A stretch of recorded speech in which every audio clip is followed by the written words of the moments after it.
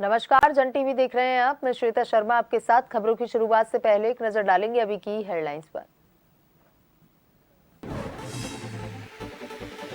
CM Dhami की अध्यक्षता में हुई कैबिनेट की बैठक। उत्तराखंड लोक एवं निजी संपत्ति अध्यादेश को मिली मंजूरी। अब दंगाइयों से सख्ती से निपटेगी धामी सरकार, वसूला जाएगा नुकसान।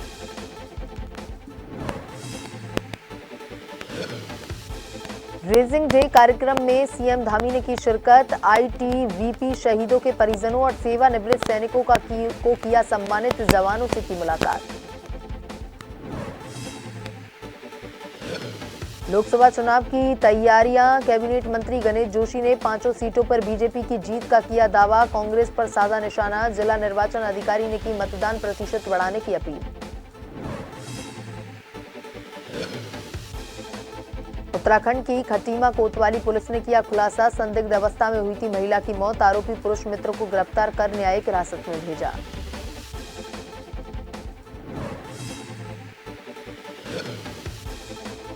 पूर्व राज्यसभा सांसद प्रदीप टमटा का रानीखेत में स्वागत। कार्यक्रम में लोकसभा चुनाव को लेकर पदाधिकारी कार्यकर्ताओं ने रखे विचार। भाजपा पर साधा निशाना।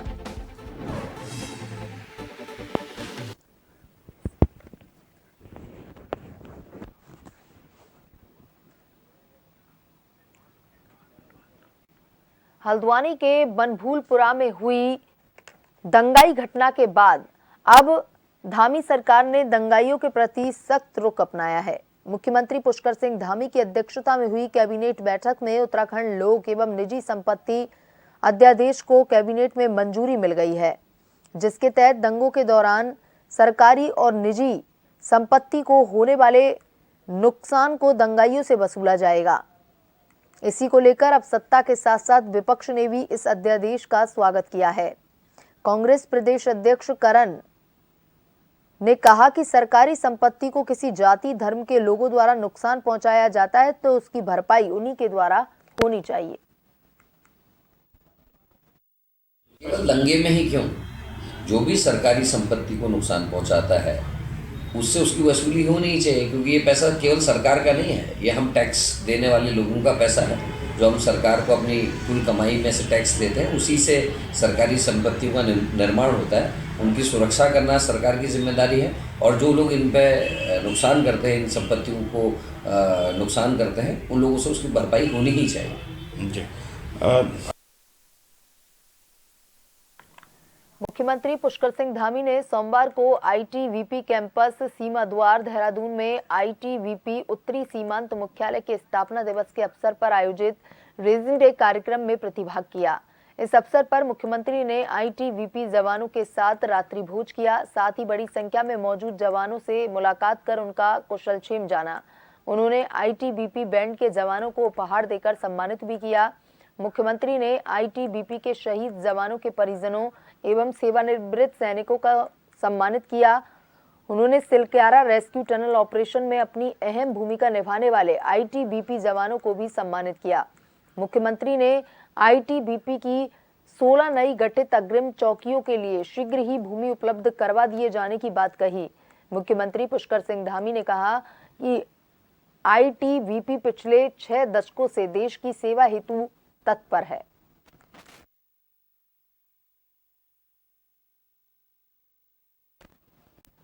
लोकसभा चुनाव को लेकर सभी राजनीतिक पार्टियां अपनी तैयारियों में जुटी हुई हैं। उत्तराखंड में लोकसभा चुनाव की 5 सीटों पर जीत कैसे हासिल हो, इसको लेकर कैबिनेट मंत्री गणेश जोशी ने कहा कि जिस दिन पार्टी चुनाव जीतती है, पार्टी उसी दिन से अगले चुनाव की तैयारी में जुट जाती है। ऐसे में प्रदेश की 5 लोकसभा सीटों पर पिछली बार से अधिक मतदान प्रतिशत हासिल कर बीजेपी 5 सीटों पर जीत हासिल करेगी। इसके साथ ही गणेश जोशी ने कांग्रेस पर निशाना साधते हुए कहा कि कांग्रेस आज एक खाली टीम की तरह रह गई है, अंदर से बिल्कुल खाली। पार्टी जो दिन चुनाव जीतती है उस दिन अगले चुनाव के लिए तैयार रहती है, और कांग्रेस की आज स्थिति ये हो गई है, कांग्रेस के नेता कांग्रेस छोड़कर भाजपा की ओर आ रहे हैं। कांग्रेस एक खाली टीम की तरह रह गई है, जो खाली बसता है लेकिन उसके अंदर कुछ होता नहीं है।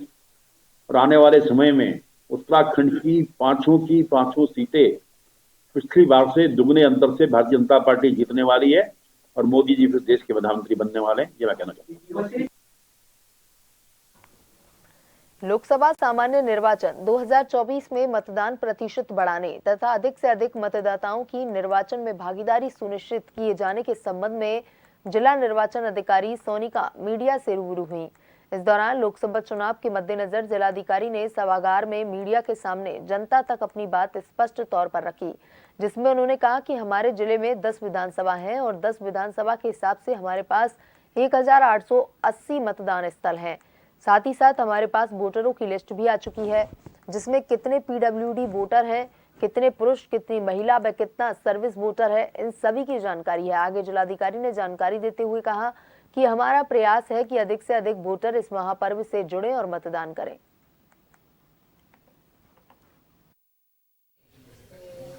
हमारी किस तरह की खासकर इस बार क्या खास होने वाली है, आपको बताया?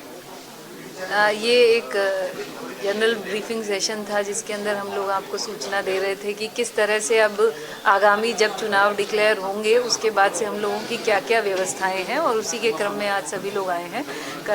जैसे मैंने बताया दोबारा से कि हमारे ज़िले में 10 विधानसभाएं हैं और 10 विधानसभाओं के हिसाब से हमारे पास जो मतदान स्थल हैं वो हमारे करीबन 1880 हैं। इसमें हमने अलग अलग तरह से, जैसे कितने पीडब्ल्यूडी वोटर्स हैं, कितने सर्विस वोटर हैं, कितनी महिलाएं पुरुष, हमारे पास पूरी डिटेलिंग है इस चीज़ की।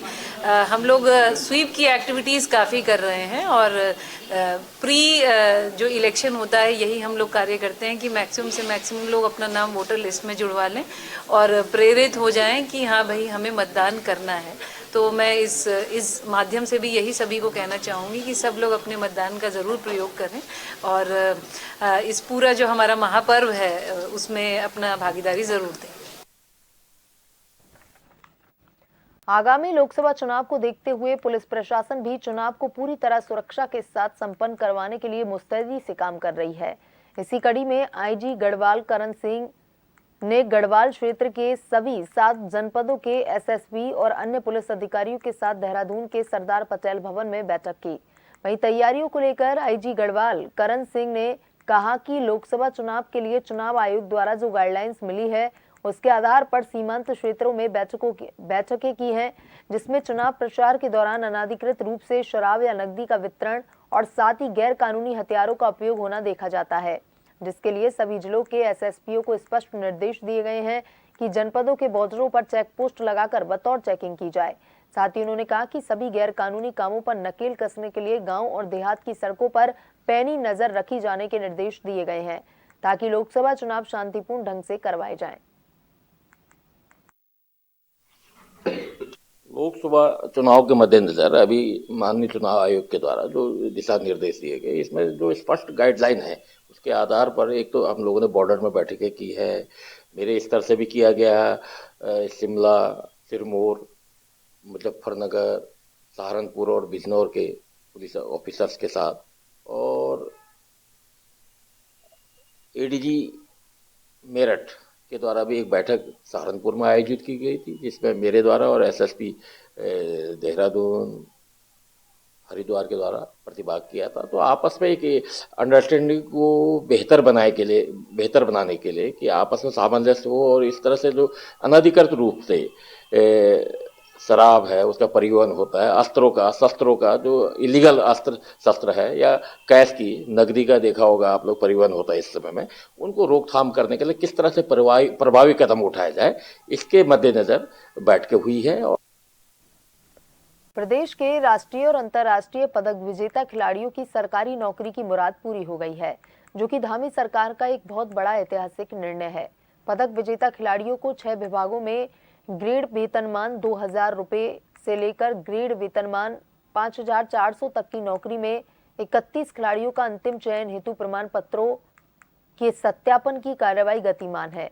बता दें कि उत्तराखंड में खिलाड़ियों को खेलों के प्रति प्रोत्साहित करने और उनके सुरक्षित भविष्य को लेकर पदक विजेता खिलाड़ियों के लिए धामी सरकार द्वारा सीधे नौकरी की व्यवस्था की गई है, जिसके तहत खेल निदेशालय द्वारा खेल नीति 2021 के अंतर्गत अंतर्राष्ट्रीय राष्ट्रीय खेलों में पदक विजेता खिलाड़ियों को उत्तराखंड में राजपत्रित अराजपत्रित पदों पर आउट ऑफ टर्न सेवायोजन प्रदान किए जाने हेतु विज्ञप्ति द्वारा आवेदन पत्र आमंत्रित किए गए थे, जिसके अंतर्गत 156 पदों के सापेक्ष कुल 120 आवेदन पत्र खेल निदेशालय को प्राप्त हुए थे।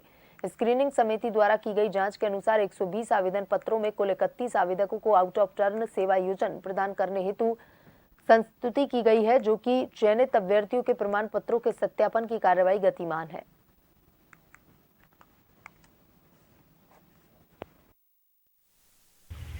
देखिए, खिलाड़ियों के हित में आउट ऑफ टर्न की व्यवस्था खेल विभाग ने और माननीय मुख्यमंत्री जी ने ये सुंदर अवसर हमारे खिलाड़ियों को दिया है, जहां पर वे नेशनल या इंटरनेशनल मेडल लाए हुए बच्चे विभाग के द्वारा जो आउट ऑफ टर्न जॉब निकाला गया है उस विज्ञप्ति के माध्यम से आवेदन कर सके। और 120 लोगों के द्वारा आवेदन किया गया है, जिसमें 31 लोगों का चयन, जिसमें चीफ सेक्रेटरी की अध्यक्षता में जो कमेटी बनी है उन्होंने उनका चयन किया है।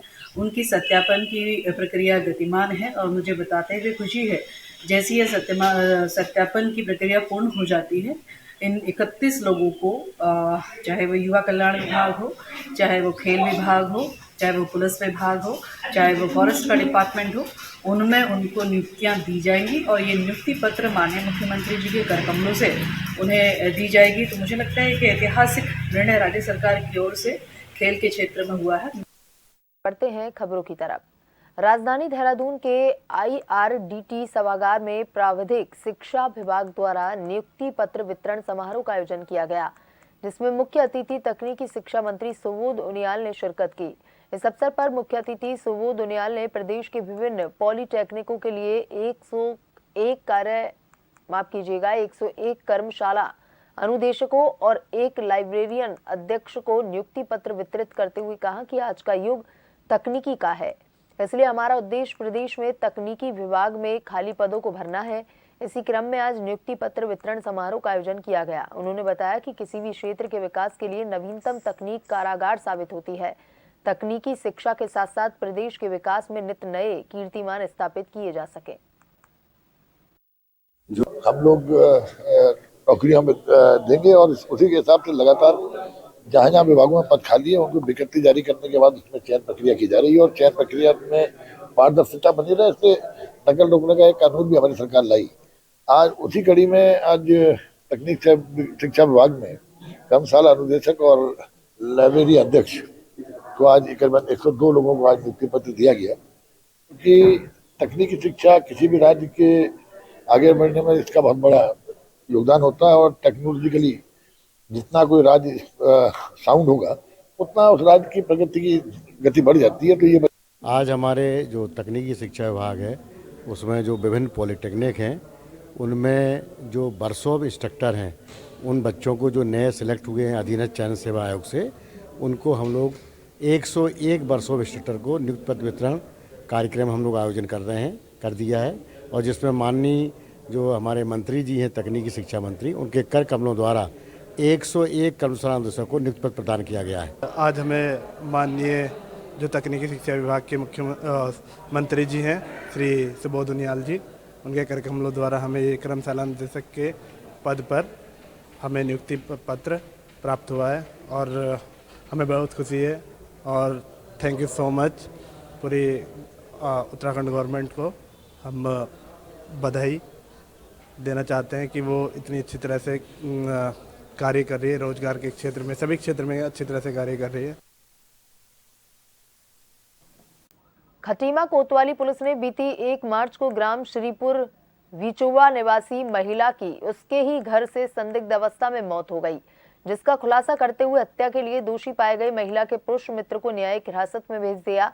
खटीमा के पुलिस क्षेत्र अधिकारी बिमल रावत ने मीडिया को जानकारी देते हुए बताया कि बीती 1 मार्च 2024 को कोतवाली प्रभारी निरीक्षक को जानकारी प्राप्त हुई कि ग्राम श्रीपुर विचोवा में एक महिला अपने ही घर में चोटिल अवस्था में अपने बिस्तर पर पड़ी है, जिसका संज्ञान लेते हुए प्रभारी निरीक्षक द्वारा फौरन एक टीम को मौके पर रवाना किया गया। मौके पर पहुंची जांच टीम को माया देवी पत्नी छोटू सिंह अपने घर की चारपाई पर मृत अवस्था में मिली, जिसके शव के पोस्टमार्टम के लिए भेजा गया। जांच में पता चला कि महिला अपने घर पर अकेली रहती थी। उसका पति छोटू सिंह अल्मोड़ा में मजदूरी का काम करता है, जिसको घटना की सूचना दी गई।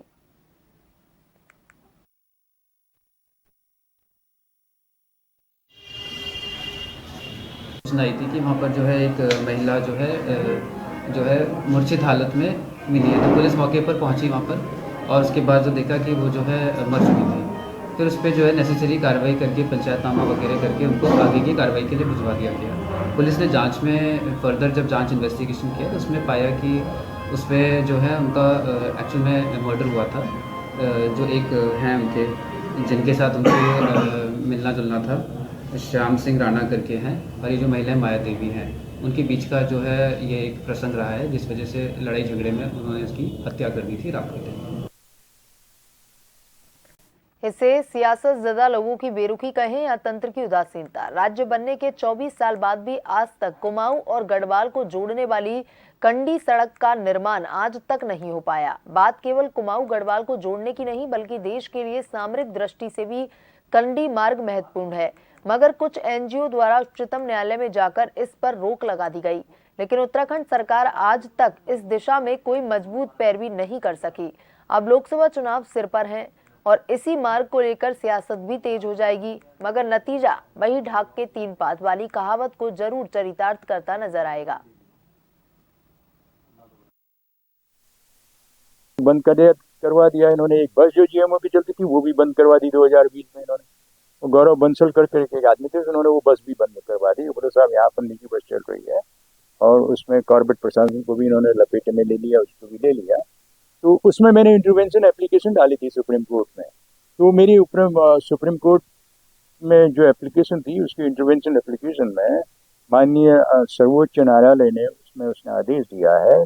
उसमें सिर्फ उन्होंने 2 सूत्रीय उन्होंने दिया। उन्होंने सिर्फ ये जाना है कि भाई ये कंडी मार्ग में ये सड़क जो है आपकी ये आपके बफर जोन में है या इसमें आपका कोर जोन में है, इतना ही उन्होंने कहा है। 2 हफ्ते के 16 तारीख का ये हमारा 16 फरवरी का माननीय सर्वोच्च न्यायालय का हमारा यह आदेश था। उन्होंने 2 हफ्ते का टाइम सरकार को दिया है। हमारी मांग है, ये जो कंडी मार्ग बहुत पुराने समय से लगभग 200 साल से ये कंडी मार्ग है और ये पहले चलता था। कॉर्पोरेट वालों की उससे ये कंडी मार्ग बंद कर दिया गया है, जिससे आम जन को आने जाने में बहुत ज़्यादा परेशानी है, बहुत ज़्यादा घूमकर आना पड़ता है। पुरानी रिश्तेदारी लोगों की है इधर सारी, जिससे हम आम जन की आवाज़ को लेकर के भी वो कंडी मार्ग चलाया जाए, जिससे आम जन को फायदा हो। देखिए, ये संघर्ष समिति के द्वारा एक ज्ञापन दिया गया है जिसमें इनके द्वारा कंडी रोड को पुनः खोले जाने का अनुरोध किया गया है। ये मामला माननीय उच्चतम न्यायालय में चल रहा है अभी और इसमें एक एफिडेविट फाइल किया जाना है माननीय न्यायालय में। तो इस संदर्भ में ये प्रतिनिधिमंडल मुझसे मिला था और हमने इनकी बातों का संज्ञान लिया है और तत्क्रम में हम लोग एक एफिडेविट अब माननीय उच्चतम न्यायालय में फाइल करेंगे। यूपी में ग्लोबल इन्वेस्टर समिट चल रहा है जहां पर सीएम धामी मौजूद है। सर, हम लोगों ने जब ये ग्लोबल इन्वेस्टर समिट की एक शुरुआत की थी तो माननीय मुख्यमंत्री जी का केवल 2 विषयों पर ही जोर था, चाहे वो हमारी मीटिंग्स हों, चाहे वो हमारा नेशनल या इंटरनेशनल रोड शो रहा हो। हर समय मुख्यमंत्री जी ने कहा था कि हम केवल MOU साइन करने पर अपने को केंद्रित न करें, और यही नतीजा रहा कि हम लोगों ने जो MOU साइनिंग हुई उसमें हम लोगों ने काफ़ी फिल्टर लगाए, वरना ये संख्या शायद 10 लाख करोड़ के आसपास होती। ध्यान रखा गया था कि जो सीरियस इन्वेस्टर्स हों उन्हीं के साथ हम के मार्गदर्शक और युवा एवं कर्मठ मुख्यमंत्री श्री पुष्कर सिंह धामी के नेतृत्व में निवेश की अपार संभावनाओं से परिपूर्ण उत्तराखंड आज समृद्ध बन रहा है और दुनिया के सामने एक नए उत्तराखंड के रूप में उभर कर सामने आ रहा है।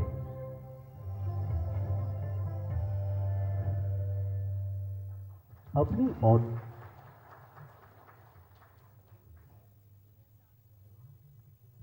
माननीय मुख्यमंत्री जी के निर्देशन में राज्य में जो औद्योगिक वातावरण सृजित हुआ है उस औद्योगिक वातावरण पर अपने विचार साझा करने के लिए, अपना अनुभव साझा करने के लिए मैं अनुरोध करना चाहूँगा Shri Pavan Agarwal, managing director Naini paper, कि प्लीज़ आप मंच पर आएँ और अपने।